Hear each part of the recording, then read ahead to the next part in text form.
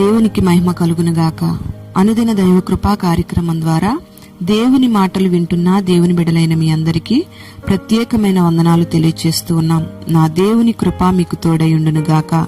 ద్వితీయోపదేశకాండము 10వ అధ్యాయం 8వ వాక్యాన్ని చదువుకుందాం. నేటి వరకు జరుగునట్లు యెహోవా నిబంధన మందసమును మోయుటకును, యెహోవా సన్నిధిని నిలుచుటకును, ఆయనను సేవించి ఆయన నామమును బట్టి దీవించుటకును లేవి గోత్రపు వారిని ఆ కాలమున యెహోవా ఏర్పరచుకొనెను. Praise the lord.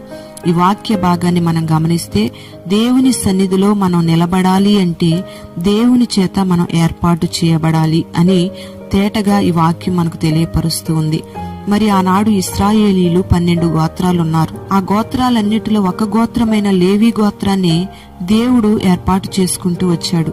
మరి ఈ లేవి గోత్రాన్నే దేవుడు ఎందుకు ఏర్పాటు చేసుకున్నాడు? మిగిలిన 11 గోత్రాలను దేవుడు ఎందుకు ఏర్పాటు చేసుకోలేదు అని మనం ఆలోచన చేస్తే దానికి ఒక కారణం ఉందండి.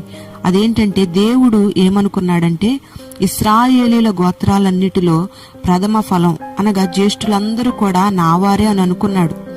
అయితే ఒక సంఘటన జరిగింది. కొండ మీదకి మోషే ప్రార్థించడానికి వెళ్ళాడు. కొండ మీదకు వెళ్లిన మోషే త్వరగా రాకపోవడం వలన ఇశ్రాయేలీలందరూ కూడా అహరోను ద్వారా బంగారు దూడను పోతపోయించి దాని ఎదుట దిగంబరులుగా నిలబడి వికారపు చేష్టలు చేస్తూ ఉన్నారు. ఇంతలో మోషే కొండ మీద దేవుడిచ్చిన 10 ఆజ్ఞలు గల రాతి పలకలను తీసుకుని కొండ దిగి వచ్చాడు. అక్కడ జరిగిన ఆ సంఘటన అంతటినీ చూశాడు. అప్పుడు అంటున్నాడు మోషే, దేవుని పక్షమున ఉన్నవారెవరో వారు నా యొద్దకు రండి అని.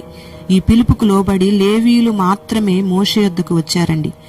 అప్పుడు ఆ సమాజంలో ఉన్న అపవిత్రులందరినీ కూడా చంపేయమని మోషే చెప్పినప్పుడు లేవీలందరూ కూడా వెనక ముందు ఆలోచించకుండగా అపవిత్రులైన వారందరినీ కూడా చంపేశారు. ఈ చంపిన వారిలో లేవీల యొక్క బంధువులున్నారు, స్నేహితులున్నారు, యవనస్తులున్నారు, వృద్ధులున్నారు. చూడండి, దేవుని కొరకు పరిశుద్ధత కొరకు లేవీలు చేసిన ఈ కార్యం దేవునికి ఎంతో ప్రీతికరంగా మార్చబడింది. అందుకే దేవుడు లేవీల్ని దేవుని సన్నిధిలో నిలబడడానికి ఏర్పాటు చేసుకుంటూ వచ్చాడు. మరి నీవు కూడా దేవుని సన్నిధిలో నిలబడాలి అంటే దేవుని చేత ఏర్పాటు చేయబడాలి. దేవుని చేత నీవు ఏర్పాటు చేయబడాలి అంటే పాపం నీలో ఉండకూడదు, పాపులతో నీవు కలవకూడదు, పాపంతో స్నేహం చేయకూడదు. పాపం నుండి వేరైతేనే దేవుని ఏర్పాటుకు నువ్వు దగ్గరవుతావు. ఆయన ఏర్పాటులో ఉంటేనే ఆయన సన్నిధిలో నీవు నిలబడగలుగుతావు. ఆయన సన్నిధిలో ఉంటే నీ మాటకు శక్తి కలుగుతుంది, నీ మాటకు విలువ కలుగుతుంది. అది మామూలు శక్తి కాదు గాని ప్రకృతిని శాసించగల అద్భుతమైన శక్తిని నా దేవుడు నీకు అనుగ్రహిస్తాడు. Praise the lord. చూడండి, కొంతమంది దేవుని సన్నిధిలో నిలబడలేరు. దేవుని సన్నిధికి రమ్మంటే ఎన్నో సాకులు చెప్తా ఉంటారు. అపవిత్రులతో కలిసి జీవించడానికే ఇష్టపడతారు, కానీ పాపం నుంచి వేరవడానికి ఇష్టపడరు. మరి అలాంటి జీవితం నీలో ఉంటే నీకు నరకం తప్పదు కదా. అందుకే ఒకసారి ఆలోచన చేయి. లేవీలు అపవిత్రులందరినీ చంపేశారు అంటే అపవిత్రమైన కార్యాలన్నిటినీ లేవీలు చంపేశారు. పరిశుద్ధత కొరకు, దేవుని కొరకు రక్త సంబంధికుల్ని గాని, స్నేహితుల్ని గాని, యవనస్తుల్ని గాని, వృద్ధుల్ని గాని ఎవరినీ కూడా వారు లక్ష్య పెట్టకుండా వెనక ముందు చూడకుండా ఆ పాపపు కార్యాలన్నిటినీ చంపివేయడం జరిగింది.